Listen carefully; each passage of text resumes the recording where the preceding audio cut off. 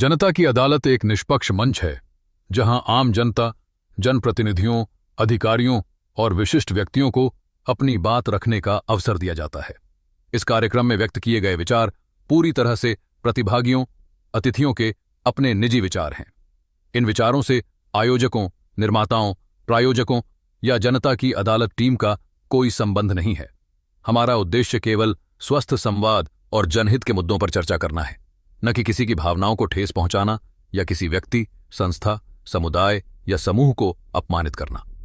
यदि किसी भी बयान या चर्चा से कोई असहमति हो तो उसे मात्र व्यक्तिगत दृष्टिकोण के रूप में लिया जाए। जनता के सवाल और सच्चाई का इम्तिहान अब शुरू हो रहा है। जनता की अदालत का सबसे बड़ा मुकदमा। जनता की अदालत, बेबाक सवालों के बेबाक जवाब, MS गौर के साथ। Powered by Shri Ram group of colleges, Muzaffarnagar. मैं आपसे सवाल करूंगा, जब शहर से कोई VIP गुजरता है तो हूटर के साथ पुलिस प्रशासन साइड हट के जाम खुलवा देता है, लेकिन आज भी मुजफ्फरनगर के अंदर चारों तरफ ट्रैफिक जाम की समस्या को लेकर लोग बहुत परेशान हैं।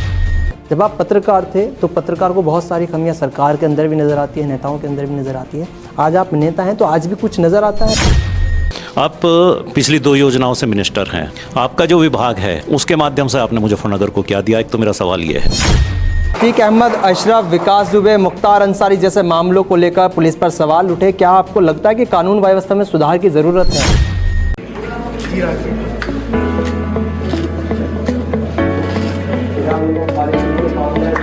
जनता की अदालत में कपिल देव अग्रवाल, राज्य मंत्री स्वतंत्र प्रभार व्यावसायिक शिक्षा एवं कौशल विकास, उत्तर प्रदेश सरकार।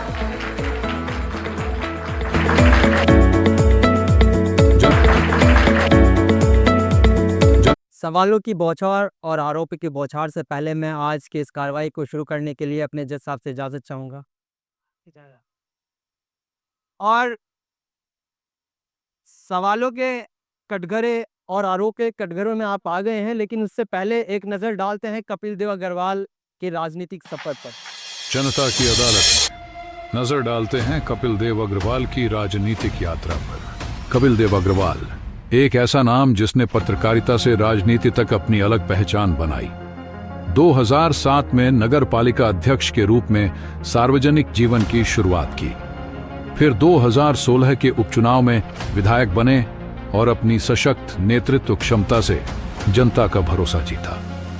2017 में दोबारा विधायक चुने गए और योगी सरकार में मंत्री पद की जिम्मेदारी संभाली। उनके कुशल प्रशासन और विकास कार्यों के चलते 2022 में फिर से विधायक बने और मंत्री पद बनाए रखा। कपिल देव अग्रवाल की यात्रा दर्शाती है कि मेहनत और समर्पण से कोई भी ऊंचाइयों को छू सकता है। एक पत्रकार से प्रभावशाली राजनेता तक का उनका सफर युवाओं के लिए प्रेरणा है। तो सबसे पहला सवाल तो मैं आपसे यही करूंगा, प्रारंभिक शिक्षा आपकी कहाँ से शुरू हुई? मैंने DAV कॉलेज से पढ़ाई की है, मुजफ्फरनगर। इंटरमीडिएट में यहाँ से किया। ग्रेजुएशन DAV कॉलेज से ही किया, DAV डिग्री कॉलेज से। और उसके बाद सामाजिक क्षेत्र में राष्ट्रीय स्वयंसेवक संघ, उससे मेरी मुख्य भूमिका एक सेवक के रूप में, कार्यकर्ता के रूप में ही दायित्व भी रहा। और वहीं से अनायासी, चूँकि शायद अगला प्रश्न भी आपको यही हुआ, तो अनायासी वहीं से एक अवसर मिला राजनीतिक क्षेत्र में आने का। 2002 में विधानसभा का चुनाव सीधा मुझको लड़ने का अवसर पार्टी ने दिया। थोड़े से मतों से मैं पराजित हुआ, लेकिन उसके बाद भी संघर्ष का रास्ता लगातार अपनाते हुए और फिर वो नगर पालिका की चर्चा आपने की है कि नगर पालिका सेवा करके मुझको मौका मिला। अच्छा, आप पहले पत्रकार फिर राजनेता, पत्रकारिता से राजनीति में आने की यात्रा कैसे शुरू हुई? अब ये पत्रकार बौछार करने वाला एक पत्रकार होता है, राजनेताओं से सवाल करने वाला पत्रकार होता है। पत्रकारिता एक बड़ा क्षेत्र है। एक बड़ा विजन के साथ व्यक्ति अगर काम करे तो सबकी समस्याओं को समझना, उस समाचार के माध्यम से जनता की बात प्रशासन तक, शासन तक पहुंचाना और शासन की बात को जनता तक पहुंचाना, तो मध्यस्थता थी। तो मेरा शुरुआती दौर था, लगभग 7-8 वर्षों तक मैं उस क्षेत्र में रहा और मुझको लगता है कि वो भी मेरे एक विज़न का एक पार्ट रहा कि वहाँ से बहुत सारे विचार, संबंध, सामाजिक क्षेत्र में रुचि, लोगों का दर्द कैसा होता है, लोगों की परेशानियाँ क्या होती हैं, झूपड़पट्टी में रहने वाला व्यक्ति कितना परेशान होता है, उसकी बात प्रशासन तक कैसे पहुँचे। और ऐसे कई अवसर आए उसमें भी कि जब प्रशासन से लड़ना पड़ा उनकी बातों के लिए, उनका कुछ का काम हुआ, कुछ का नहीं हुआ, तो मुझको लगता है वहाँ से भी एक रास्ता सार्वजनिक क्षेत्र का निकलने का काम हुआ। तो आपको अगर देखा जाए लोगों के सुख दुख का साथी कहा जाता है, ऐसी प्रेरणा, क्योंकि आपकी जो स्माइल है इसके अंदर क्या राज है? राजनीतिक तर्क है या फिर आपका व्यवहार इस तरह का है? राज नहीं होगा। क्योंकि एक मुजफ्फरनगर से एक नेता हुआ करते थे चितरंजन स्वरूप, इस तरह की सादगी उनके अंदर देखी जाती थी, ये कपिल देव अग्रवाल के अंदर कहाँ से आ गई? नहीं, ये कहीं से आते नहीं है, माता पिता का आशीर्वाद होता है। समाज में काम करने के बाद ये सब चीज़ें आ जाती है। मुझको लगता है अगर समर्पण भाव से काम किया जाए, लोगों के बात को, उनके कष्ट को, उनकी दिक्कत, सबकी अलग अलग, जैसे परिवार होता है, अब परिवार में मान लो अगर 5-6 लोग 7 लोग हैं, अब तो परिवार ही बहुत छोटे हो गए, पहले 6 बच्चे 7 बच्चे 8 बच्चे होते थे, तो या अभी भी 8-10 लोग तो होते ही हैं। सबकी अलग अलग समस्याएं हैं, अलग डिमांड है परिवार की। तो वैसे ही एक समाज भी है, समाज की हर व्यक्ति अलग डिमांड है, अलग उसकी अपेक्षाएं हैं। तो उन सबको समझना और समझ के अनुरूप उनके साथ काम करने की कोशिश करना 100% नहीं हो सकता, लेकिन भावनात्मक अगर उनके साथ हैं और समझने की कोशिश करें, समाधान निकालने की कोशिश करें, तो जनता का प्यार मुझको मिलता है। तो आप लगातार जनता का समाधान करने की कोशिश कर रहे हैं। अच्छा, 2016 में जब आपने पहला विधानसभा चुनाव लड़ा, उपचुनाव था, और राजनीतिक घराने के एक बेटे, एक प्रत्याशी आपके सामने, तो कैसा रहा वो चुनाव? क्योंकि 2016 में अखिलेश यादव की सरकार थी। हाँ, अखिलेश जी की सरकार थी और हमारे लिए बड़ी चुनौती थी, और मात्र 10 महीने का समय था, और लोगों के द्वारा ये भी कहा गया कि चुनाव अगर नहीं जीते तो कैरियर ख़त्म हो जाएगा।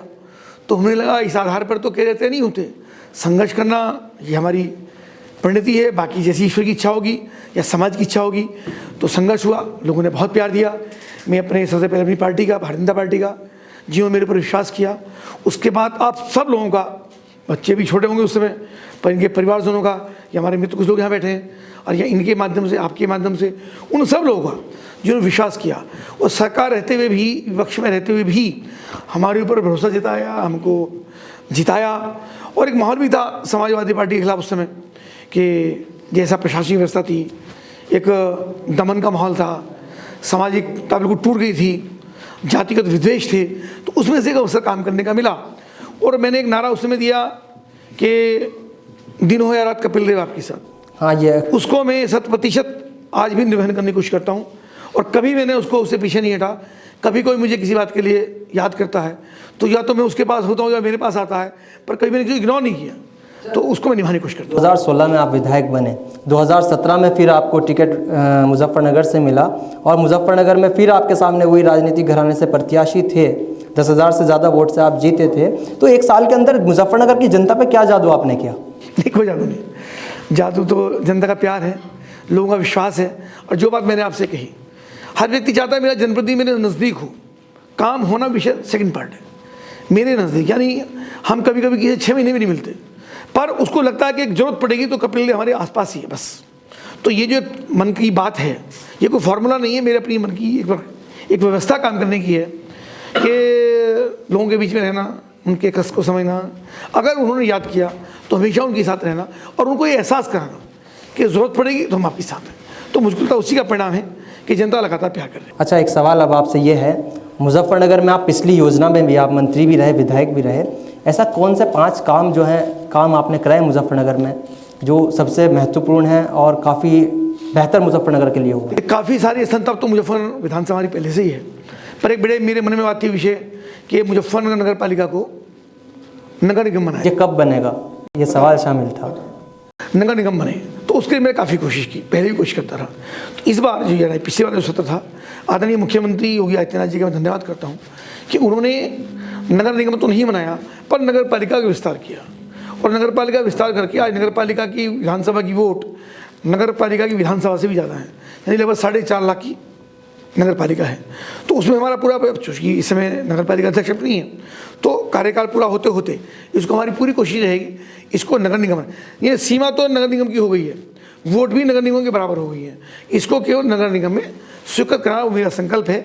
उसको समय आने पर करें। कितना समय लग जाएगा? समय नहीं होता, मुख्यमंत्री को तय करना, हमारा काम प्रयास नगर करने का निगम होता कब है। तक? हम प्रयास करते हैं, अभी चूंकि समय है उसके अंदर, अभी ये जब इस सत्र का जो सत्र जो ये 22 to 27 ये कार्यकाल है, इसके समापन होते ही सरकार निर्णय लेती है कि किनको नगर निगम बनाना, किनको नगर पालिका बनाना, किनको गाँव को टाउन एरिया बनाना, ऐसा विषय होता है। तो मुख्यमंत्री बात होंगी, समय आएगा उसको करेंगे। चलिए, एक सवाल ऑडियंस से भी ले लेते हैं। एक सवाल कुछ सवाल हमारी ऑडियंस है, उनके भी कुछ सवाल हैं। आदरणीय कपिल देव जी, आपकी हंसी मुस्कुराहट जो है हर कोई कायल है, और आप हर किसी को अपना बनाना भी जानते हैं। जितना कोई हिंदू आपके करीब है, इतना मुसलमान भी है। जाट कॉलोनी में आप काम कराते हैं तो खालाबार में भी कराते हैं। आपके ऊपर कोई हिंदूवादी, भले ही आपका भगवा है, कुछ भी ऐसा नहीं होता। आप पिछली 2 योजनाओं से मिनिस्टर हैं। आपका जो विभाग है उसके माध्यम से आपने मुजफ्फरनगर को क्या दिया, मेरा सवाल ये है। क्या कहेंगे? विकास जी, बहुत धन्यवाद आपका। और आप बहुत जागरूक हैं, पत्रकार हैं, और सामाजिक भी हैं, वरिष्ठ भी हैं। आपकी लेखनी भी बड़ी प्रभावी है। अच्छे महत्वपूर्ण सवाल आपने किए हैं जो जनता से जुड़े हैं। आपने विभाग के बारे में पूछा, तो विभाग के बारे में थोड़ा मैं आपको बताऊं कि हमारा एक विभाग 2 पार्ट में है। एक हमारे पास ITI है, और ITI में हमारे पास लगभग 300 ITI गवर्नमेंट की है यूपी में, और 2500 ITI प्राइवेट सेक्टर में। आप जाइए, कभी आइए, विजिट कराऊंगा मैं आपको। एक बड़ा काम मुजफ्फरनगर जिले के अंदर, उस क्षेत्र के अंदर हुआ है। 5 नई ITI हमने यहाँ बनाई। हमारे जो मुजफ्फर में ही आपके बराबर में ITI है मेरठ रोड पे, उसके अंदर भी अभी बहुत जल्दी आप बुलाने वाले हैं। एक बड़ा सेंटर हमने टाटा के साथ बनाया। वो टाटा के साथ जो नेटस आदरणीय कुलसे साहब जज साहब की चेयर पर यहाँ विराजमान है, ये खुद एजुकेशन से जुड़े हैं। तो हमने आर्टिफिशियल इंटेलिजेंसी में, सोलर में, इलेक्ट्रॉनिक व्हीकल्स में, ड्रोन में, जो ये आपका रोबोट है, इसमें इन नए सेक्टर्स के अंदर ट्रेनिंग कोर्स हम यहाँ शुरू कर रहे हैं। अब बहुत जल्दी शुरू हो रहा है। मुख्यमंत्री उसका उद्घाटन करने वाले हैं। एक 500 सीटेड हॉल जो अभी तक मुजफ्फरनगर में नहीं है, तो पहले से मैं उसकी डिमांड कर रहा हूँ। यानी प्रस्ताव दिया मैंने मुजफ्फरनगर में गवर्नमेंट कॉलेज के मैदान में, आपने पढ़ा भी होगा। उसकी स्वीकृति तो होगी, लेकिन बन नहीं पा रहा है अभी। वो कोई वजह है उसकी, उसका चर्चा का विषय नहीं है। पर यहाँ भी एक हॉल हम बना रहे हैं, उसकी स्वीकृति बहुत जल्दी आने वाली है, और एक हॉल यहाँ पर बन जाएगा। तो एक बड़ा कार्यक्रम 500 लोगों का, जिसकी अभी मुजफ्फरनगर में बहुत अभाव है, तो एक कॉल वहाँ पे बन जाएगा। और भी हमने बहुत सारे कोर्सेज यहाँ पे शुरू किए हैं। इसके अलावा जनपद को भी अभी बधाई में एक ITI यहाँ पे शुरू हुई है, बहुत शानदार, और एक बड़ी कंपनी ने उसको PP मॉडल पे शुरू किया है। आदरणीय जयंत चौधरी जो हमारे केंद्रीय मंत्री हैं, उसके शुभारंभ में आए थे। अभी भोपाल में एक मोरना में, और एक इधर बुढ़ाना की तरफ, नाम उसका शायद कमुखेड़ी है। ऐसा मिला करके ये, और इनमें भी नए नए कोर्स मिला रहे हैं। कौशल विकास के अंदर भी मैं थोड़ा विषय को 1 मिनट में आपको बता दूं कि जो बच्चे अभी उतना नहीं पढ़ पाते हैं, या ड्रॉप आउट हो जाते हैं, या उनका पढ़ाई का लेवल बहुत हाई लेवल का नहीं है, ऐसे बच्चों को ला करके उनको ट्रेनिंग कराना स्किल के माध्यम से, उनको हम ट्रेनिंग कराने का काम करते हैं। उनको सर्टिफिकेट देते हैं, और ट्रेनिंग हो जाती है, प्राइवेट सेक्टर में काम करते हैं। वो हाउस होल्ड भी काम कर सकते हैं, कहीं जॉब भी कर सकते हैं। इस प्रकार की योजना उसकी रहती है। मैं आपसे सवाल करूंगा, जब शहर से कोई VIP गुजरता है तो हूटर के साथ पुलिस प्रशासन साइड हट के जाम खुलवा देता है, लेकिन आज भी मुजफ्फरनगर के अंदर चारों तरफ ट्रैफिक जाम की समस्या को लेकर लोग बहुत परेशान हैं। इस पर आपका क्या फ्यूचर प्लान आप करने वाले हैं? पुराने शहरों में मैं किसी की उदाहरण दे करके अपना आपको बचाना नहीं चाहूँगा। पुराने शहरों में, भीड़ वाले क्षेत्रों में सब जगह दिक्कतें हैं। पहले गलियाँ बहुत छोटी होती थी, 4 फीट की, 5 फीट की, गाड़ियाँ इतनी नहीं होती थी, इतने व्हीकल नहीं होते थे। तो चीज़ों को एक कम साधनों में, अब हर घर के अंदर 3 गाड़ियाँ, 4 गाड़ियाँ हैं। पानी का जितना यूज़ पहले नहीं होता था, उतना पानी का, यानी लोग समय से लगा के पानी यूज़ करते हैं, और नगर पालिका पूरा पानी सप्लाई करती है। तो पानी के कारण भी, मतलब वो पानी का अलग विषय है जो आपने रखा, पर अतिक्रमण इसलिए बढ़ा है कि वाहन बहुत ज़्यादा बढ़े, ज़रूरतें लोगों की बढ़ी हैं। तो शहर का डेवलपमेंट हो रहा है, जो नगर पालिका का क्षेत्र बढ़ा है। तो इन सब चीज़ों को धीरे धीरे मार्केट को वहाँ डेवलप करना, नगर को थोड़ा भारी तरफ ले जाना, जो जहाँ रह रहा है उसको डिस्टर्ब नहीं कर सकते, पर नगर का सीमा विस्तार हो, सीमा विस्तार हो के वहाँ डेवलप हो, वहाँ सड़कें बने, वहाँ पे कॉलोनियाँ बने, वहाँ पे कॉम्प्लेक्स बने, लोग बाहर की तरफ जाएँ, उसका समाधान मुझको वही लगता है। और रेड़ा पटरी वालों के लिए भी हमने कहा है कि रेड़ा पटरी वालों को भी कहीं ना कहीं, जो गरीब लोग हैं, गरीब लोगों को उजाड़ने की योजना सरकार की नहीं है। सरकार चाहती ऐसे लोगों को भी संरक्षण दे करके, और उनको कहीं ना कहीं काम, उनको स्थापित ऐसा किया जाए कि अपनी रोजी रोटी को चला सकें। गरीब की रोजी रोटी उखाड़ने का मंशा सरकार का कभी होता नहीं। सरकार की जिम्मेदारी सबके प्रति है। मुजफ्फरनगर के लिए हाँ, तो मुजफ्फरनगर के लिए लगातार चल रहा है प्लानिंग। प्राधिकरण से भी बात होती है, अतिक्रमण हटाने की योजना बार बार चलती हैं। उनको जो अभी जो प्राधिकरण का विषय अभी आया है, तो मार्केट में, शहर के बीच में उन सबको रोका जाता है कि आप कॉम्प्लेक्स ऐसे ना बनाएं जहाँ पे पार्किंग ना हो। तो यानी अपनी पार्किंग डेवलप करें और उसी के अंदर मार्केट बनाएं, ये सब चीज़ें। और जो शहर का चौमुखी विकास, सड़कें बननी है, रेजिडेंशियल कॉलोनियाँ बन रही हैं, तो मुझका सा और काफ़ी लोग शहर से बाहर आए हैं जिनके पास गाड़ियाँ हैं या जिन्होंने बाद में गाड़ी ले ली, पहले गाड़ी नहीं थी, आज परिवार की इनकम बढ़ी है, बच्चे क्वालिफाइड हुए, अच्छी सर्विस में गए हैं, तो उनको मकान लेने की होती है, मकान लेते कोठियाँ बनती हैं, कोठी बनती है उसके अंदर 1 या 2 गाड़ी भी होती हैं। तो जैसे जैसे इकोनॉमी का लेवल बढ़ रहा है तो आवश्यकताएँ बढ़ रही हैं और शहर का विकास भी बढ़ रहा है। अच्छा, रैपिड रेल का प्रोजेक्ट मेरठ तक आ रहा है, दिल्ली मेरठ रैपिड रेल दिल्ली मेरठ का जो प्रोजेक्ट है मुजफ्फरनगर के लेकर के केंद्र से आपका कोई? आदरणीय डॉक्टर संजीव बालन जी जो हमारे पूर्व मंत्री हैं और हम आदरणीय मुख्यमंत्री से मिले थे, नितिन गडकरी से मिले हैं उसके लिए, और चूँकि संजीव बालन जी सांसद नहीं है तो लगातार हम भी उसके अंदर कोशिश कर रहे हैं। रैपिड रेल दोरार तक आई है, यहाँ का सर्वे हुआ है, तो सर्वे में कुछ अभी एक पॉजिटिव रिपोर्ट अभी नहीं आई है, तो उसको लगे हैं आदरणीय जो पुष्कर धामी हैं उत्तराखंड के मुख्यमंत्री, उनसे भी हमने समय लिया है, तो 2 प्रोजेक्ट उनके पास हम लेके जाने वाले हैं। तो विषय भी जो आप चर्चा भी कर रहे थे, तो ये अपना हाईवे है NH58, उसका नंबर शायद 325 हो गया, तो उसको 6 लेन, तो हमने आता है नितिन गडकरी से मिलके इसको 6 लेन अभी बनवाने का प्रस्ताव उसका हो गया है, बहुत जल्दी सर्विस का हो जाएगा और मुजफ्फरनगर के लिए बड़ी उपलब्धि हो जाएगी कि मुजफ्फरनगर की सीमा का पूरा जिला ये 6 लेन होने जा रहा है। एक बड़ा काम मुजफ्फरनगर के लिए होगा। सुनिए, और इस पर 2 ओवर ब्रिज, एक बिलासपुर जो कुकड़ा गांव है, ये मुजफ्फरनगर, यहाँ बहुत सारे बच्चे हमारे वहाँ के आते होंगे, तो बहुत ट्रैफिक रहता, जाम रहता, एक्सीडेंट पीछे हुए, वहाँ पर भी ओवरब्रिज, और मंसूरपुर के अंदर भी जहाँ शुगर मिल है वहाँ भी, जड़ौदा के अंदर भी, ऐसा मिला के 3 ओवरब्रिज वो बहुत जल्दी प्रस्तावित है, एक का टेंडर तो बहुत जल्दी होने वाला है, तो ये काम हो जाएगा। और जो आपका भेलना चौक है, तो यहाँ भी जाम लगता है गुप्ता रिसोर्ट से पहले, चूँकि सब लोकल है तो समझ जाएंगे, तो गुप्ता रिसोर्ट पे भी पूरा सर्कल बन करके वहाँ भी रोड की समस्या, जाम की समस्या खत्म हो जाए, अब पूरा सर्कल बन करके उसको हम बना करके, यानी संधावली के पुल को दोनों साइड A to Z की तरफ भी और यहाँ से लेकर के गुप्ता रिसोर्ट के आगे तक, तो ऐसा बन जाएगा। तो ये जो जाम यहाँ पर लगता है, जाम यहाँ नहीं लगेगा, एक बड़ा काम बहुत जल्दी यहाँ होने वाला है। चलिए देखते हैं कब तक होगा। अगला क्वेश्चन मैं आपसे करूंगा, कोरोना महामारी के दौरान आपके द्वारा जनता के लिए बहुत सारे कार्य किए गए और जनता ने, कहते हैं जनता ने आपको अपने दिलों में बिठाया, लेकिन आज भी जनता, मैं समस्याएं आपके सामने रखने की कोशिश कर रहा हूँ, समस्या से कहीं काफ़ी सारी समस्या मुजफ्फरनगर हमारी दोबारा ना है। बहुत बड़ी घटना कोविड को ही हम सबके सामने अभी, चूँकि हम किसी चीज़ को भूल जाते हैं और नए आगे बढ़ते हैं तो लोग धीरे धीरे उसको भूल रहे हैं, पर कोविड में सबसे बड़ी बात याद है, प्रधानमंत्री नरेंद्र मोदी इतने बड़े देश के अंदर, पूरी दुनिया के अंदर महामारी आई है तो विचलित नहीं हुए, और मुख्यमंत्री ने तो और 2 कदम आगे बढ़ कर के हर एक का टेस्टिंग, सबको भेजना, कर्मचारियों को भेजना और सबका रिपोर्ट कराना, सबके घर घर जाके उनको डोज देना, बाद में फिर वैक्सीनेशन की भाई। तो प्रधानमंत्री जी, मुख्यमंत्री लगातार उसके लिए डटे रहे, अड़े रहे, हम ही उनके नेतृत्व में काम करते रहे, और भारतीय जनता पार्टी ने सेवा ही संकल्प एक मंत्र उस समय दिया। तो यानी पार्टी के सब लोग कोविड के अंदर भी घर घर में जाना, उनसे बातचीत करना, उनके दुखों को समझना, उनके कष्ट को समझना, अपना कष्ट छोड़ करके, केवल मैंने नहीं किया, समाज के बहुत लोगों ने किया। जब लोग भूखों मर रहे थे तब लोगों ने सबको खाना खिलाया, हमारे सब समाज सेवी, ममता जी बैठी, आप सब लोग बैठे, ये सब बच्चे बैठे, इन्होंने भी किया, उनके परिवार के लोगों ने किया होगा, तो इन्होंने सबने खाना, भोजन, ये सब व्यवस्था कराई, सबने मिलकर के उस आपदा, तो हम भी उसके पार्ट थे। और मुझे अच्छी तरह ध्यान है, एक 6-7 दिन तो लगातार मैं सारी रात नहीं सोया, जब एक्सट्रीम था ऑक्सीजन का, और जब ऑक्सीजन नहीं मिले थे, प्रधानमंत्री जी उसकी कनेक्टिविटी कर रहे थे, ट्रांसपोर्ट में लगे हुए थे, खुद मॉनिटरिंग करते थे हर चीज़ को, मुख्यमंत्री करते थे। यहाँ पे गाड़ियाँ आती नहीं थी, गाड़ी आने पर लुट जाती थी, एक कोटे जैसी स्थिति हो गई थी कि मेरा ऑक्सीजन, मेरे पिताजी मर रहे हैं, मेरा बेटा मर रहा है, मेरा 18 साल का बेटा मर रहा है, तो किसी का बेटा उसकी आंखों के सामने दम तोड़ रहा हो, तो कितना बड़ा चैलेंज था।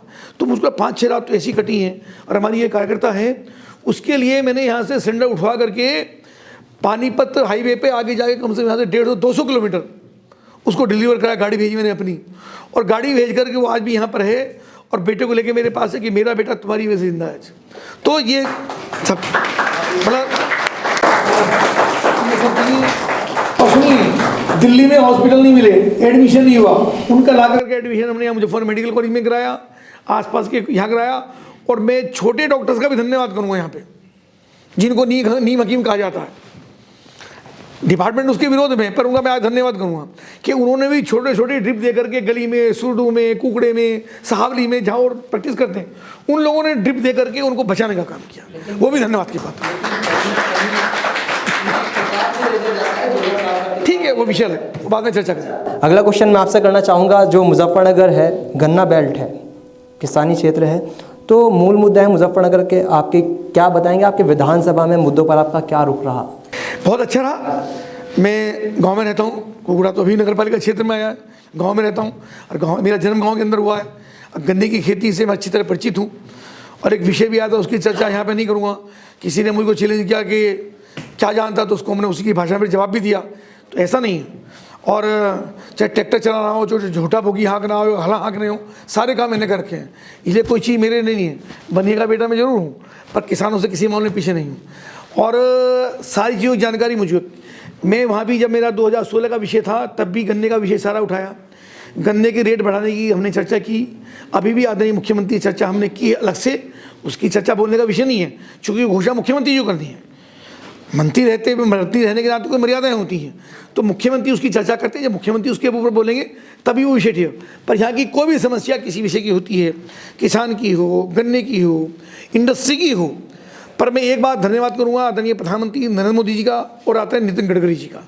जब से वो एथेनॉल को लेकर के आए, तो अभी हमारी आंखों के सामने एक 7-8 साल पहले हमारे किसान पुत्र बच्चे भी यहाँ बैठे हैं, विकास जी बैठे हैं, तो गन्ने में लोग आग लगाया करते थे। डीएम के ऑफिस में लोग गन्ने की टॉलियाँ उल्ट लगाया करते थे। क्यों? गन्ने का भुगतान नहीं हो रहा, गन्ने का उठान नहीं हो रहा, गन्ने की पर्चियाँ नहीं आ रही, बॉन्ड नहीं बन रहे। तो वो समस्याओं को इस सरकार ने, उत्तर प्रदेश सरकार ने, भारत सरकार ने ख़त्म करने का काम किया। एथेनॉल जब से आया है, एथेनॉल आने के बाद गन्ने के रेट उतने नहीं बढ़े होंगे, लेकिन गन्ने का भुगतान 70% 2 दिन में, 10 दिन के अंदर हो जाता। 15 दिन से ऊपर किसी शुगर मिल का गन्ने का बकाया नहीं है, और डे टू डे भी पेमेंट करती हैं। ये काम हुआ है, उससे इंडस्ट्रियाँ भी डेवलप हुई हैं। यानी इंडस्ट्री के मालिक को लोग जेल में डालने की बातें रोजाना करते थे, अब को जेल में डालने की चेतावनी नहीं देनी पड़ती, वो काम भी हुआ है। और गन्ने का किसान भी, कृषि वाला भी, और सरकार लगातार उनको, उनकी इनकम बढ़े, दुगनी इनकम हो, इस काम के लिए सरकार प्रतिबद्ध भी है और वचनबद्ध भी है, इस काम पर लग रही है। चलिए अब अगले क्वेश्चन की तरफ चलते हैं। केंद्र और राज्य में आपकी सरकार है दोनों जगह, लेकिन इसके बावजूद भी मुस्लिम समुदाय आज भी, अगर मुस्लिम समुदाय की बात करें तो बीजेपी से खुद को दूर महसूस होता है, ऐसा क्यों? देखिए, कुछ फिरकापरस्ती लोग हैं, सब नहीं, कुछ लोग हैं जो उनको माइंड वॉश करके उनको लगाता है कि बीजेपी बहुत ख़राब है, बीजेपी आएगी तो खा जाएगी, बीजेपी आएगी तो किसी ने बीजेपी को नहीं मारा। और बीजेपी के 10 साल से ज़्यादा आदरणीय नरेंद्र मोदी को हो गए। एजुकेशन की बात करते हैं, उन्होंने कहा एक हाथ में कुरान, एक हाथ में लैपटॉप, यानी आपको आगे बढ़ना है। जब हिंदुस्तान एजुकेटेड हुआ तभी हम देश के अंदर प्रगति, दुनिया के अंदर प्रगति करेंगे। हम नंबर 5 से नंबर 3 पर आए हैं आर्थिक स्थिति में, हम लगातार जीडीपी हमारी बढ़ रही है। उन्होंने कहा सबका साथ सबका विकास, तो उन चीज़ों को लेकर के सबको एजुकेशन के रास्ते खुले हैं, एनईपी में सबके रास्ते खुले हैं। मुस्लिम लड़कियां भी पीएचडी कर रही हैं, डॉक्टरेट कर रही हैं, साइंटिस्ट बन रही हैं, प्रोफेसर बन रही हैं, तो सबको समान अवसर हैं। उसके बावजूद भी कुछ लोग हैं जो उनको माइंड वॉश करके और उनको बीजेपी से अलग रखने का काम करते हैं। उनको लगता है कि तुम्हारा पॉलिटिकल एजेंडा वो डिसमिस हो जाएगा, यानी अगर बीजेपी के पक्ष में मुसलमान भी खड़ा हो गया तो शायद तुम्हारा जो एजेंडा है वो खत्म हो जाएगा। पर बीजेपी अपना काम करी है और जनता ने पूरा आशीर्वाद श्री नरेंद्र मोदी को तीसरी बार भी दिया है, वो प्रधानमंत्री बने हैं और उत्तर प्रदेश के अंदर भी दूसरी बार सरकार है और मुख्यमंत्री योगी आदित्यनाथ जी सबके लगातार काम करते हैं। और कोई सरकार पर आरोप नहीं लगा सकता कि किसी योजना में केंद्र ने या प्रदेश ने कभी कोई पक्षपात मुसलमानों के साथ किया। जैसे कि आप विधायक हैं मुजफ्फरनगर से, तो आपके पास भी आ जाते हैं? बिल्कुल आते हैं, सबकी मदद करते हैं और कभी नहीं पूछा आपने वोट दिया कि नहीं दिया। जो आज भी लोग हमारे पास सुबह भी आए थे, सब आते हैं, सारे जिले भर के भी आते हैं, जिले से बाहर के लोग भी आते हैं। जो आता, जो उसकी जेन्युइन मदद होती है, वो हम करते हैं। अच्छा, अगर उत्तर प्रदेश सरकार की बात करें, इनकाउंटर मॉडल की वजह से जो अपराधी हैं भय का डर तो महसूस दिया है, लेकिन विपक्ष कहीं ना कहीं फर्जी इनकाउंटर बताकर कटघरे में लाकर खड़ा कर देता है। उसकी चिंता हमको नहीं है। जो गुंडा है गुंडा है, गुंडे की जाति नहीं होती, गुंडे का कोई धर्म नहीं होता। आपको ध्यान होगा, मैं यूपी की बात नहीं कर रहा हूँ, पर बसों के सामने लिखा था बस आपके नीचे, बस के नीचे बम हो सकता है, अज्ञात वस्तुओं को मत छुएं, इसमें बम हो सकता है।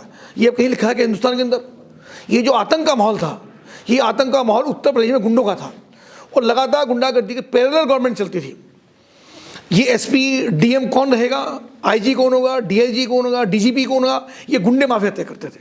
आते ही मुख्यमंत्री योगी आदित्यनाथ, मुजफ्फरनगर की मैं चर्चा करूं तो मुजफ्फरनगर में सीमा में घुसते लोग शीशे बंद कर लेते थे और यहाँ किसी रेस्टोरेंट पर चाय नहीं पीते थे। आप मुजफ्फरनगर कितना डेवलप हुआ है, वहाँ से वहाँ तक हमने 250 रेस्टोरेंट है, छोटे बड़े मिलाकर एक से एक शानदार रेस्टोरेंट बना है। लोग आ रहे हैं, कस्टमर आता है, सुबह नाइट स्टे लोग करते हैं। पूरे प्रदेश के अंदर विकास का मॉडल बना है। किसके कारण से?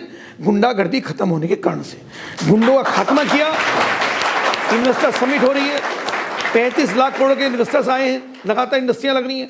आपके मुजफ्फर में 1000 करोड़ की इंडस्ट्री आ रही है पुरकाजी के अंदर, जल्दी हम आपको दिखाएंगे ले जाकर के। 1000 करोड़ की इंडस्ट्री मुजफ्फरनगर में, बड़ी अपॉर्चुनिटी है और उसमें हमारा भी प्रयास है उसके अंदर, तो बड़ा यहाँ पे काम हो रहा है। मुजफ्फर में इंडस्ट्रियाँ पहले नहीं होती, यहाँ की स्टील के लोग यहाँ पर नहीं है, स्टील की यहाँ 35 इंडस्ट्री हैं, 35 में 34 इंडस्ट्रियाँ बंद होने के कारण पे थी, आज सारी की सारी इंडस्ट्रियाँ चल नहीं दौड़ रही हैं। पेपर मिल बंद होने के कारण पे थे, पेपर मिल सारे के सारे दौड़ रहे हैं, सबकी इकोनॉमी बढ़ रही है, सब रेवेन्यू गवर्नमेंट को भी दे रहे हैं और खुद ही पैसा कमा रहे हैं। यानी मुजफ्फरनगर सहित पूरे उत्तर प्रदेश का माहौल बनना है एक शानदार माहौल आदरणीय मुख्यमंत्री योगी आदित्यनाथ जी के इस गुंडागर्दी के दमन करने के कारण से हुआ है और एक विश्वास सरकार के प्रति हुआ है।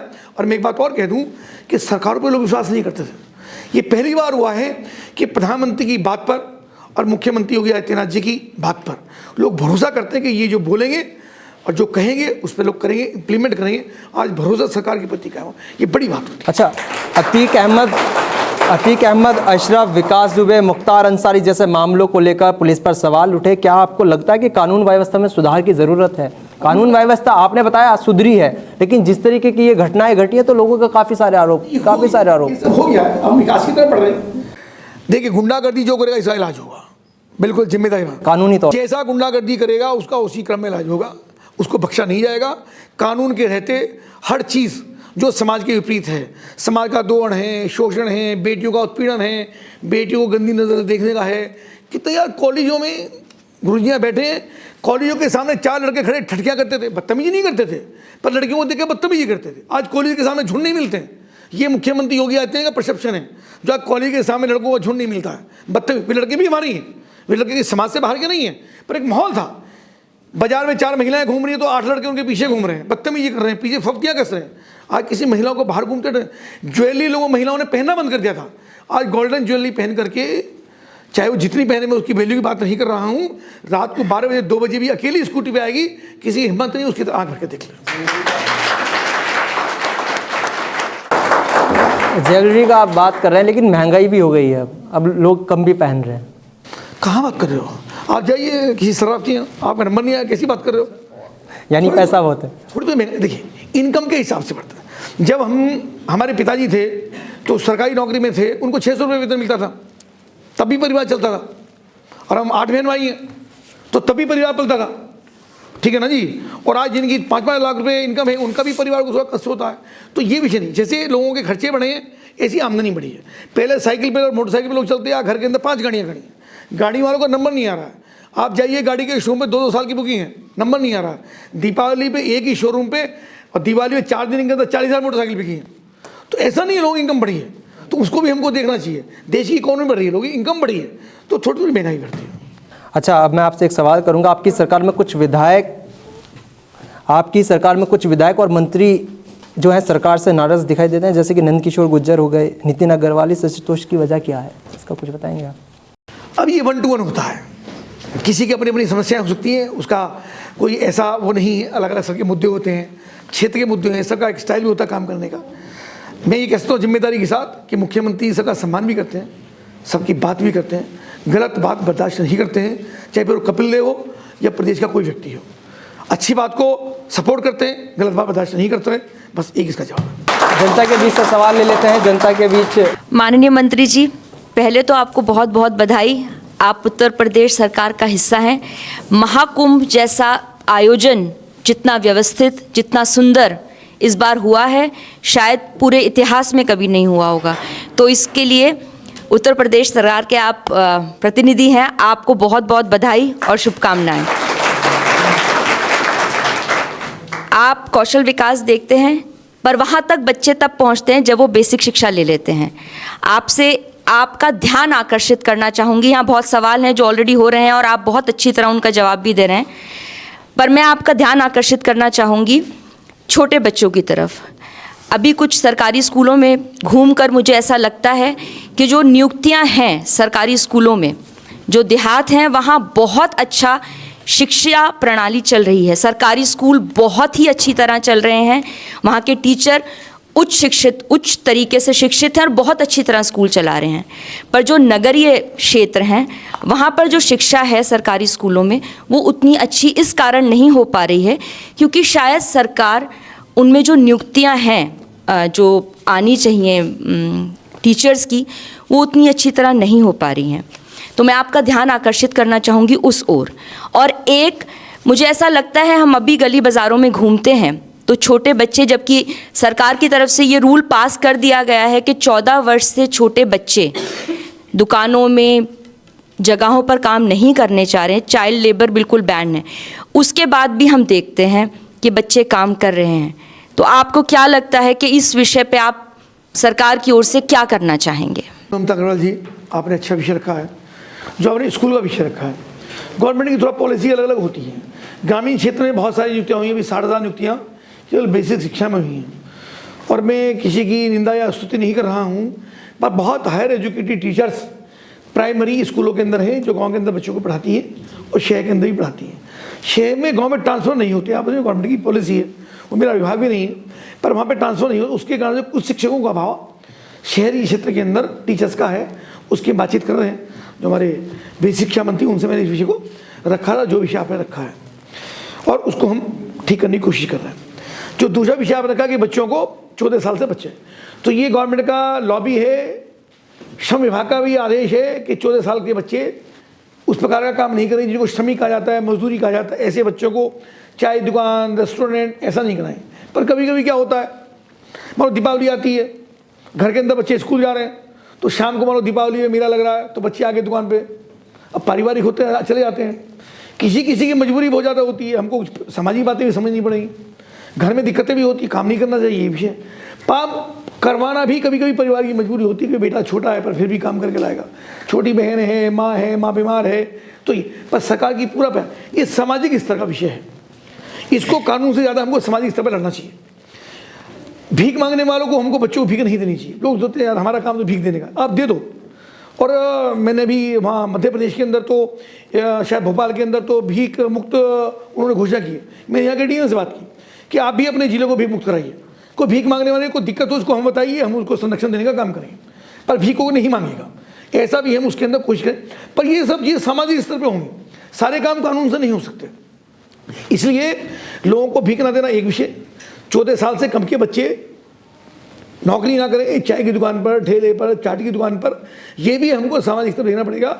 उनको मोटिवेट करके, समझा करके, उनको पकड़ करके स्कूल में डालना पड़ेगा। जिन बच्चों को हम कभी, आप भी उस काम के बहुत काम करती हैं ममता जी, आप भी लगातार लगी ऐसे बच्चों को पढ़ाने के लिए। हम भी जाते हैं झुपड़पट्टी में, और जब बच्चों कहते हैं इनको स्कूल भेजना, तो माँ बाप भी तैयार नहीं होते कि नहीं ये तो हमको स्कूल नहीं भेजना, अब तो ये बड़ा हो गया, क्या पढ़ के करेगा। अगर पढ़ाई नहीं होगी तो उनको मुश्किल होगा। पढ़ाई एक ऐसा फील्ड है, हम चूँकि यहाँ शिक्षा के इस प्रतिष्ठान में यहाँ बैठे हैं, बहुत वेल रेपुटेड ये उत्तर प्रदेश का प्रतिष्ठान है, तो शिक्षा के क्षेत्र में लाना पड़ेगा, सामाजिक लोगों को आगे आना पड़ेगा, और हमको बच्चों को गोद लेना पड़ेगा, स्कूलों को लेना पड़ेगा।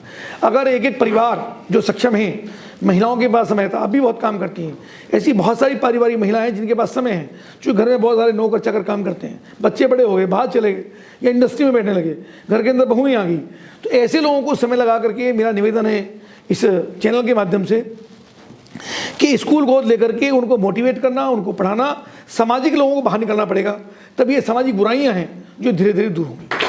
ऑडियंस में से और किसी का सवाल हो कर सकते हैं। यह न मेरा राष्ट्र का है, राष्ट्रहित सब समर्पित, ये मंत्र लेके चलने वाले विधायक जी नमस्कार।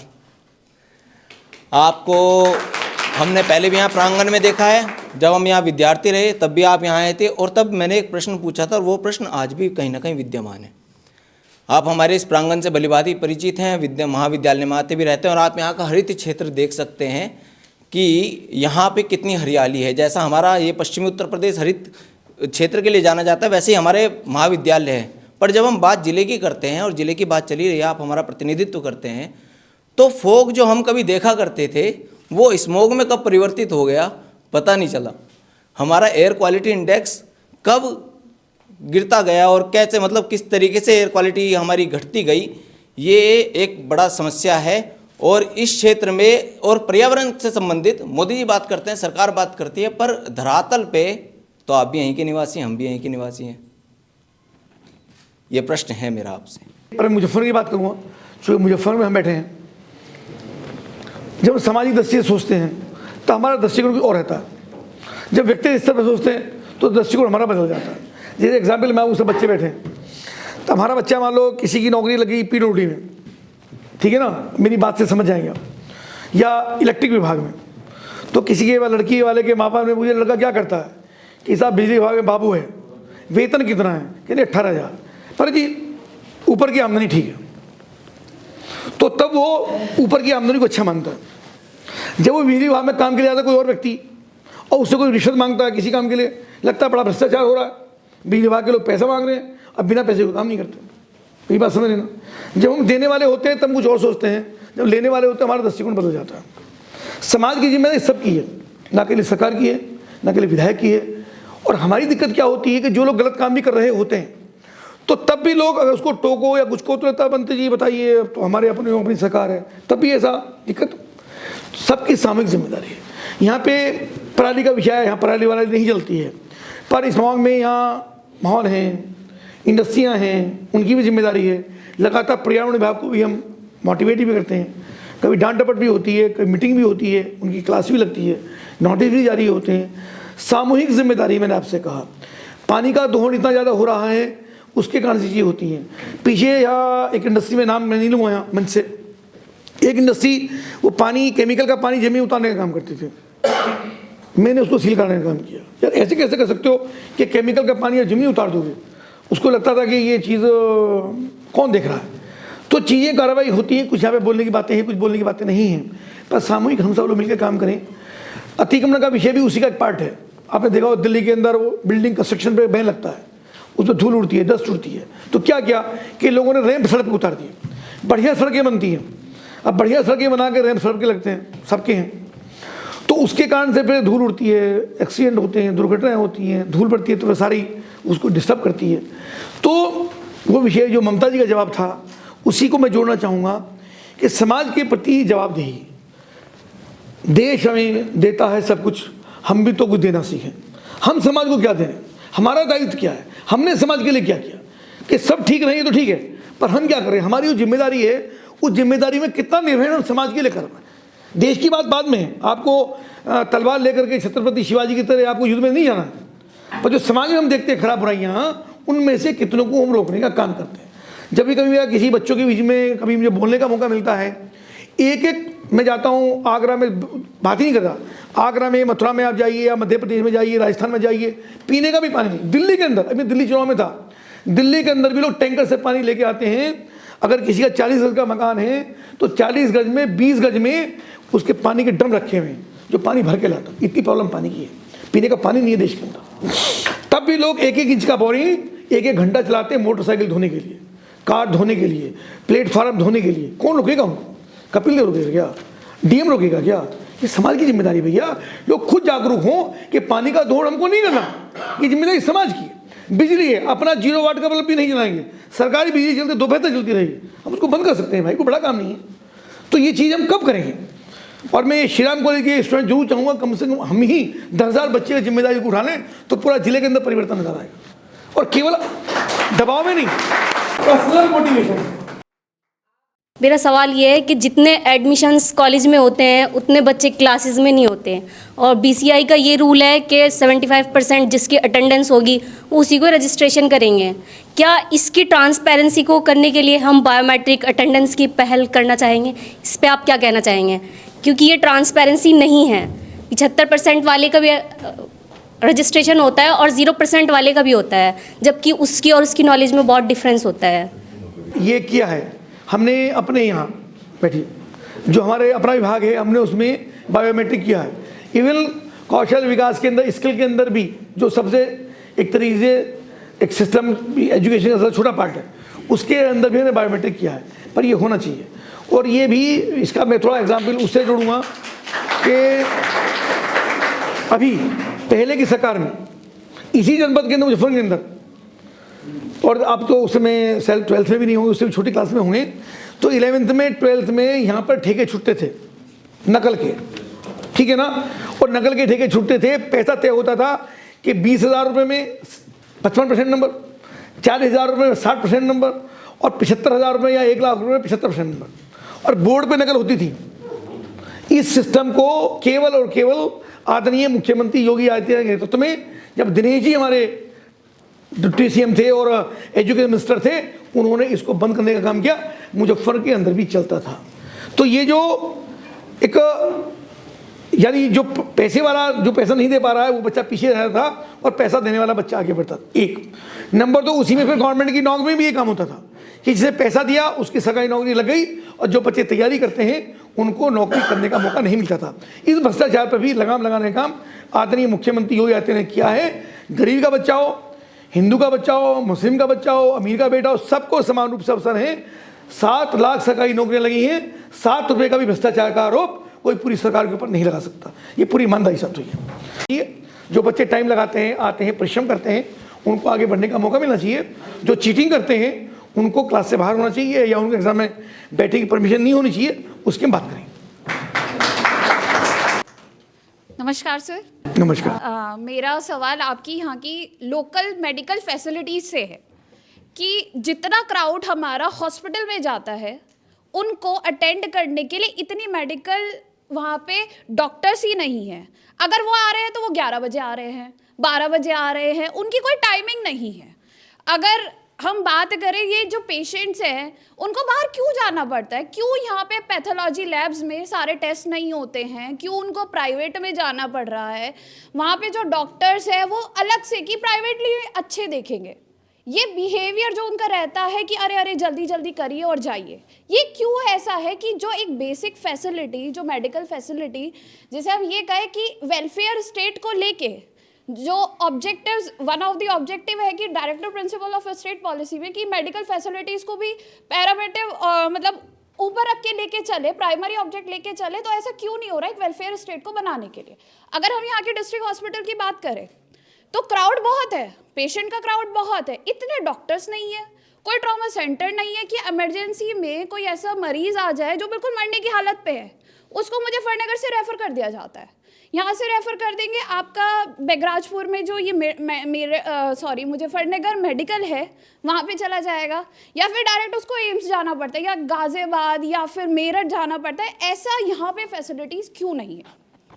थैंक्स। और जेन्युइन प्रश्न आपका है, जनता से जुड़ा हुआ है। देखिए 2 पार्ट में इसका मैं जवाब दूंगा।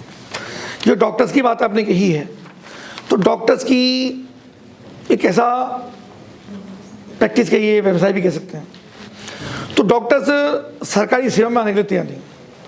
अभी काफ़ी सारी वैकेंसी हमारे यहाँ निकली, यानी सरकार में, प्राइवेट सेक्टर में भी, यानी जो कॉन्ट्रैक्ट लेवल पे होती है, और गवर्नमेंट सेक्टर में भी। तो उनको जितनी सैलरी मिलती है, गवर्नमेंट का एक नॉर्म होता है कितनी सैलरी उनको हम देंगे, ऐसा तो उनको 5 लाख रुपये दे देंगे। उस सैलरी पे आने के लिए तैयार नहीं, उनको लगता है कि प्राइवेट प्रैक्टिस में ज़्यादा पैसा है। एक ये प्रॉब्लम होती है। उसके कारण से गवर्नमेंट का स्टाफ है, जो पहले से लोग काम कर रहे हैं, वो लगातार कम हो रहे हैं, और उनके कारण से प्राइवेट सेक्टर में यानी गवर्नमेंट सेक्टर में अच्छे डॉक्टर आने के लिए तैयार नहीं होते। एक तो विषय ये रहता है। दूसरा, ट्रामा सेंटर या आपने यहाँ फैसिलिटी की बात की, तो यहाँ भी काफ़ी सारी अच्छी फैसिलिटी हैं, और उसके बावजूद भी कुछ दिक्कत ये, मान लो एक्सीडेंट हुआ तो जितनी फैसिलिटी यहाँ पर है, जितना ऑपरेशन यहाँ पर हो सकता है, या जितनी सुविधा यहाँ पर हैं, उससे हायर लेवल की अगर एक्सीडेंट है या दुर्घटना होती है तो उसको ट्रांसफ़र करना ही होता है। अच्छे प्राइवेट डॉक्टर भी ट्रांसफ़र करते हैं, खाली सरकारी तो करते नहीं हैं। कोई एक्सीडेंट हुआ और किसी ऑर्थोपेडिक डॉक्टर या कोई पेशेंट चला गया और उसके लेवल का नहीं है, तो वो भी दिल्ली ट्रांसफ़र करता है। चूँकि सारी सुविधाएँ नहीं हो सकती, उसके बाद लोग मेरठ जाते हैं, या फिर गाज़ियाबाद जाते हैं, नोएडा जाते हैं, या फिर दिल्ली जाते हैं।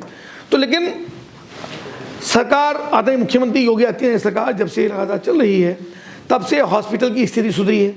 एक डिस्ट्रिक्ट एक मेडिकल, ये पहले सारे मिलाकर 17 मेडिकल कॉलेज उत्तर प्रदेश के अंदर थे।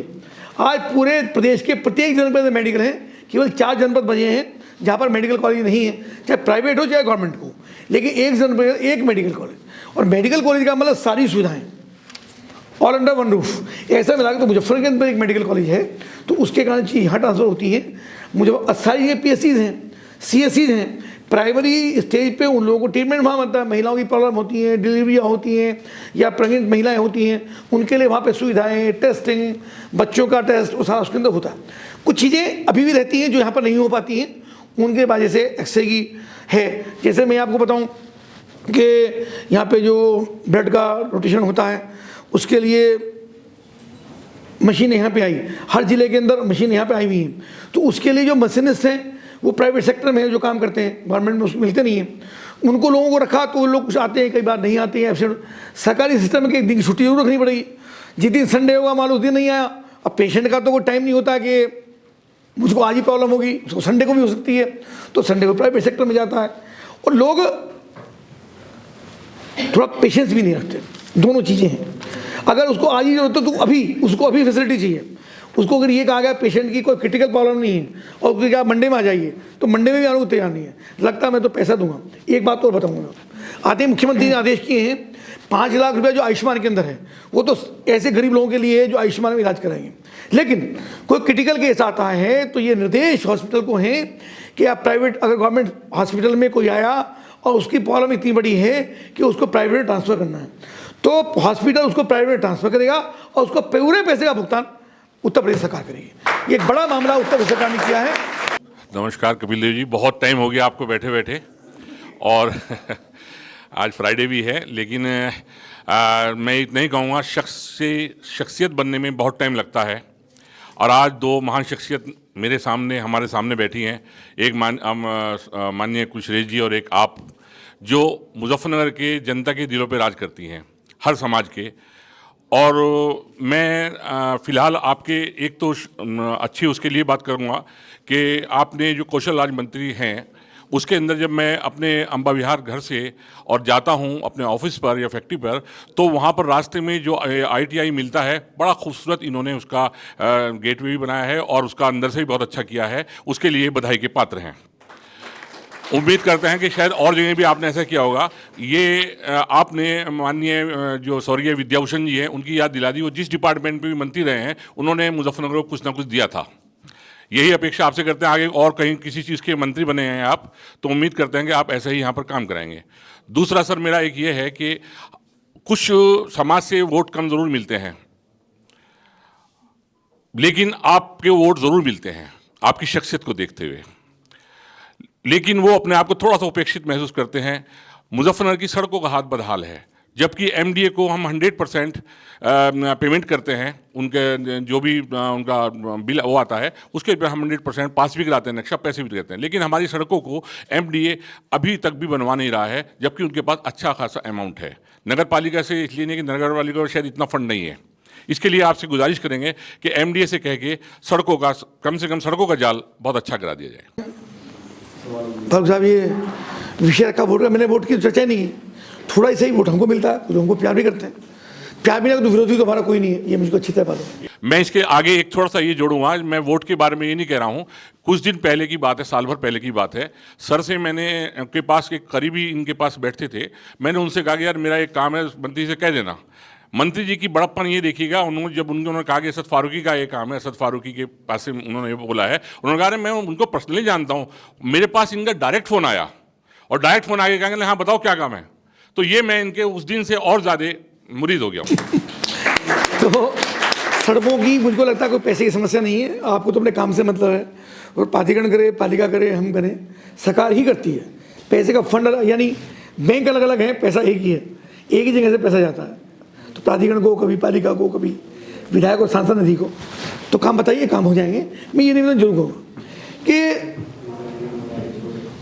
जो मैंने अभी विषय रखा कि जब सड़कें टूटती हैं, उनकी क्वालिटी खराब होती है, तो हम उस पर ध्यान नहीं देते। एक सामाजिक जागरूक नागरिक होने के नाते हमारी जिम्मेदारी है, जब कोई काम हो रहा हो तो उसको हम इस रूप से बात करिए, हमारा अपना काम है, हमारा अपना पैसा है, हमारे अपने टैक्स का पैसा हुआ है, तो क्वालिटी में हम उसकी मदद करें। ध्यान, आपको उसकी शिकायत मतलब मौके पे कहने का अधिकार, अगर आप कहें तो आप डिपार्टमेंट को कहिए, आपके झगड़ा हो जाएगा मौके पे, वो तुरंत कह देगा पैसे मांग रहे हो इसलिए मेरी शिकायत कर दो।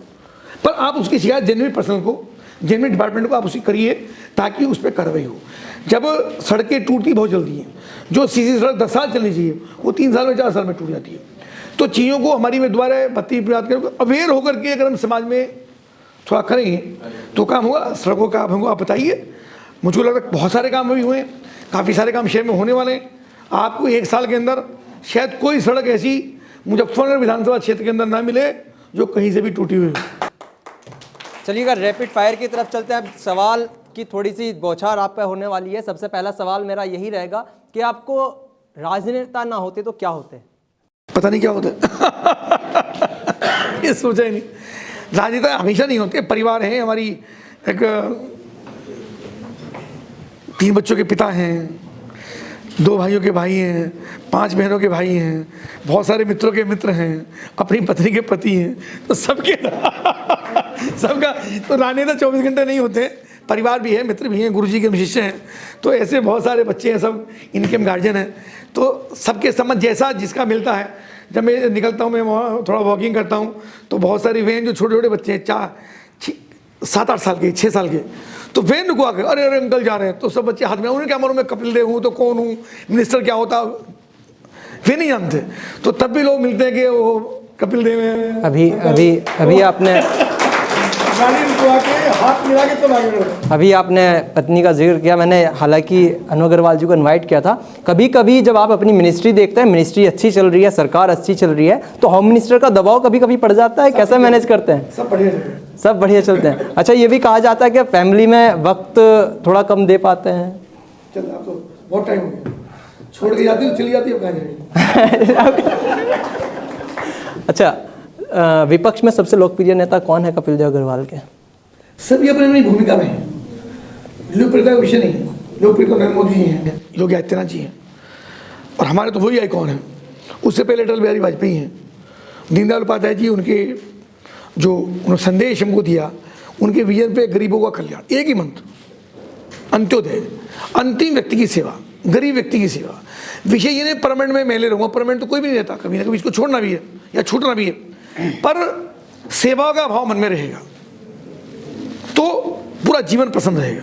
अंतिम व्यक्ति की सेवा, गरीब व्यक्ति, ऐसे व्यक्ति की मदद जिसको एहसास हो, उसकी आंखों में प्यार के आंसू आ जाएं, उसकी समझ करके, तब मुझको लगता है कि हमारा लक्ष्य पूरा होगा, कि लगे भाई हमारी मदद करने की कोशिश की, मदद कर दी। बहुत लोग आते हैं, रात में 11 बजे एक फ़ोन आया किसी 11 बजे कि वो मैंने किसी के लिए पैसे के लिए लिखा, तो सरकार से पैसा आना था, वो पैसा 10 दिन के अंदर 5 लाख रुपये उसका आ गया, उसका ऑपरेशन होना है, ये लड़ गया, उसको लीवर की प्रॉब्लम है, शायद 22 साल का लगा है। तो 11 बजे का फ़ोन, धन्यवाद के साथ मैं कल आऊँगा, धन्यवाद करने के लिए सारे मोहल्ले के लोग बैठे थे कि वो मतलब जैसे भी संभव वैसा हमको करना। और लोकप्रिय सब अपने अपने हिसाब से हैं, सब अपनी पार्टी के अंदर हैं। तो अच्छा, 2027 में लखनऊ का टिकट कपिल देव अग्रवाल लेंगे या 2029 में दिल्ली की ओर जाने? पार्टी जिसको टिकट देगी वो लड़ेगा। कमल का फूल लड़ता हमारे, व्यक्ति नहीं लड़ता, सब लोग उसकी मदद करते हैं। आपको उत्तर प्रदेश का चीफ मिनिस्टर बना दिया जाए तो सबसे पहले क्या काम आप करने वाले हैं उत्तर प्रदेश के लिए? मौका दिया तो तब बात करेंगे। आने वाले टाइम में अगर कपिल देव अग्रवाल को कांग्रेस, समाजवादी पार्टी और एक पार्टी आजकल चल रही है असदुद्दीन ओवैसी की पार्टी, किसी पार्टी में जाने का मौका मिलता है तो कौन सी पार्टी में जाएंगे? क्यों जाएंगे? बीजेपी अच्छी कौन सी है? बीजेपी से देश के लिए बात करती है, राष्ट्र के लिए बात करती है, समाज के लिए बात करती है, लोग जातियों की बात कर रहे हैं, धर्म की बात कर रहे हैं, अपने परिवार की बात करते हैं, अपने लोग पर्सनल एजेंडे। देश का एजेंडा किसी का नहीं है। भारत माता की जय कोई मन से बोल नहीं सकता, वंदे मातरम कोई मन से बोल नहीं सकता। इन पार्टी को शर्म आती है बोलने में, इनको लगता है कि तुम्हारा वोट बिखर जाएगा। और तुम देश में जाकर भारत माता की नहीं जय नहीं बोलोगे, वंदे मातरम नहीं बोलोगे, धरती को नमन नहीं करोगे, सूर्य को नमन नहीं करोगे, गंगा को नमन नहीं करोगे, तो काहे के लिए देश में रह रहे हो? जे गंगा का पानी पीते हैं, खेत की सिंचाई करते हैं, सुबह उठते के हिसाब से सूर्य के स्वयं दर्शन होते हैं, सूर्य से ऊर्जा लेते हैं, हर व्यक्ति धूम में बैठता है, उसको नमन नहीं करेंगे। धरती माता को नमन किसी अन्न उड़ाया खाते हैं, तो किस थीम पे लोग चल रहे हैं? तो उन पार्टी हमारे आने क्या मतलब? एक लेकिन कहा जाता है कि असदुद्दीन ओवैसी भारतीय जनता पार्टी की बी टीम है। गलत बात है, वो अपना काम करते हैं, अपनी पार्टी चला रहे हैं, वो अपना काम करते हैं। अच्छा, जब आप पत्रकार थे तो पत्रकार को बहुत सारी कमियां सरकार के अंदर भी नज़र आती है, नेताओं के अंदर भी नज़र आती है। आज आप नेता हैं तो आज भी कुछ नज़र आता है? हाँ, आता है, क्यों नहीं आता? आता वो ठीक करते हैं, तो उसकी चर्चा करते हैं, चर्चा नहीं करते हैं जब खुद हमारी जिम्मेदारी है। पिछली बार में से किसी ने प्रश्न पूछा कि आपका कंपटीशन किससे है, तो हमने कहा 2022 में भी हम 2022 तक मिनिस्टर थे और विधायक थे, आज हम 2022 में दोबारा चुनाव करें, तो हमारा कंपटीशन या हमारा समीक्षा हमसे ही है ना। जब पहले भी हमें तो अब भी हम ही हैं, तो हमने पहले हमने क्या किया, उससे बेटर हम और क्या कर सकते हैं। तो हमारा कंपटीशन हमसे ही है कि हम और बेटर क्या करें, ये मेरी जिम्मेदारी। ये हमारे साथ मौजूद थे उत्तर प्रदेश सरकार के राज्य मंत्री कपिल देव अग्रवाल जी। अब फैसला जज साहब क्या? कपिल देव अग्रवाल जी जो हमारे उत्तर प्रदेश सरकार में राज्य मंत्री हैं, बहुत पॉपुलर, जाना पहचाना चेहरा है।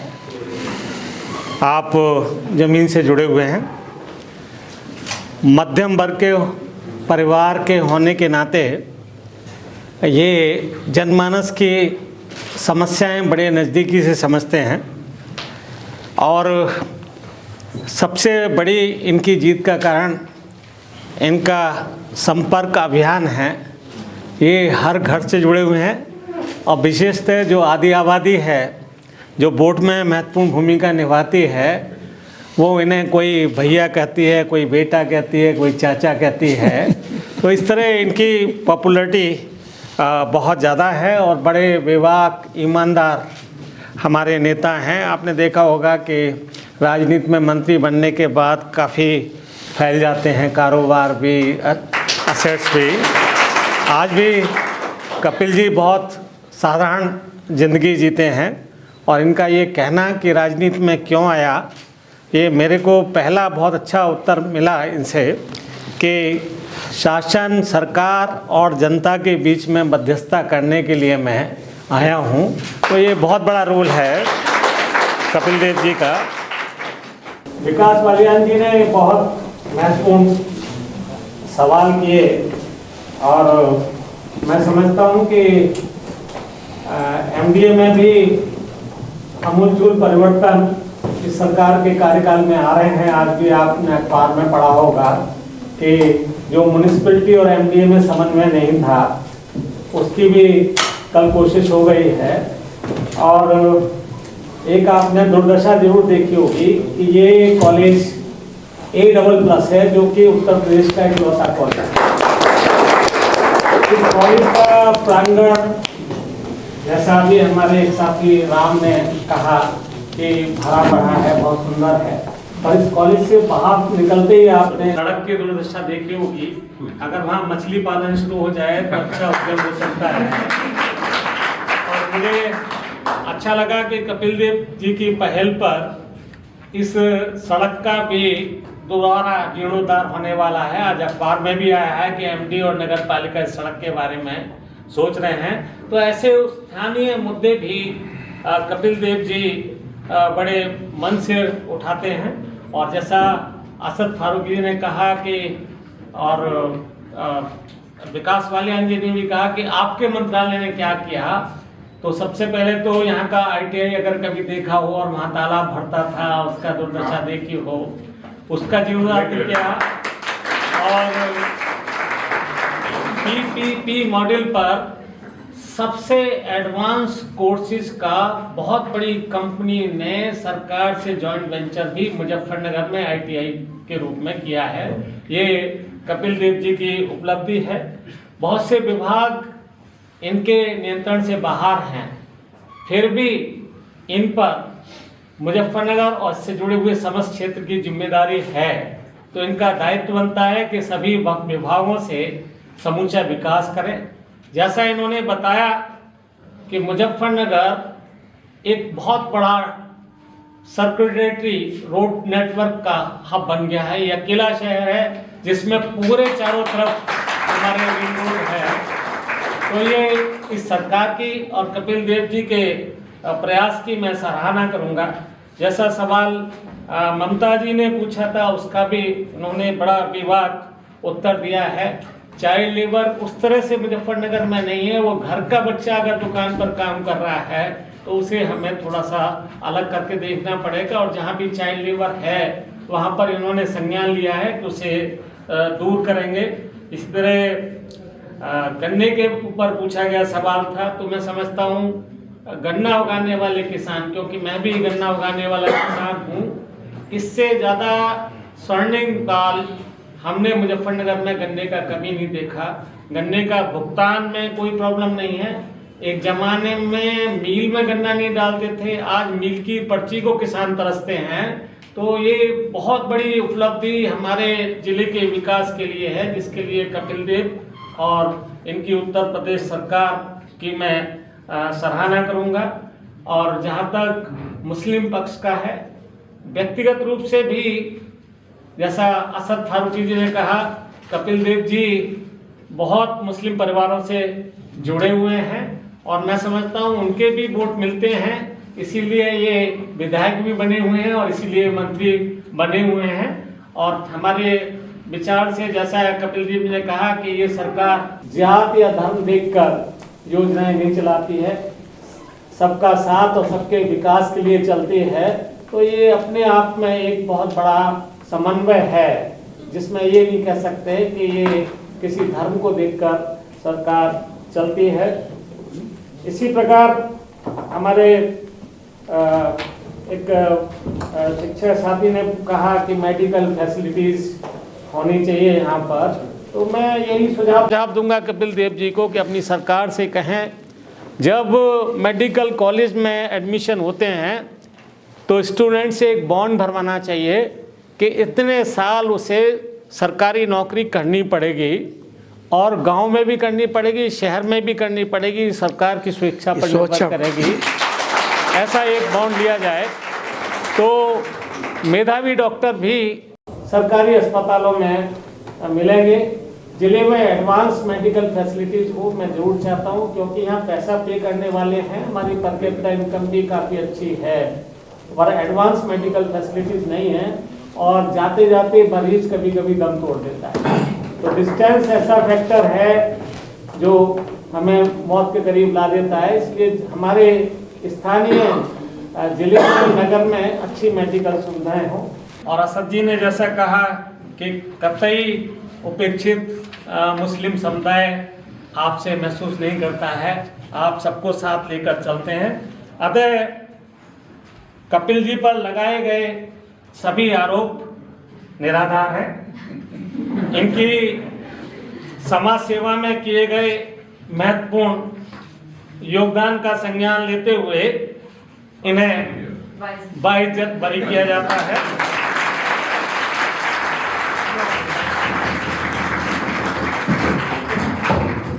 अंत में मैं जनता की अदालत को समाप्त करने की घोषणा करता हूं।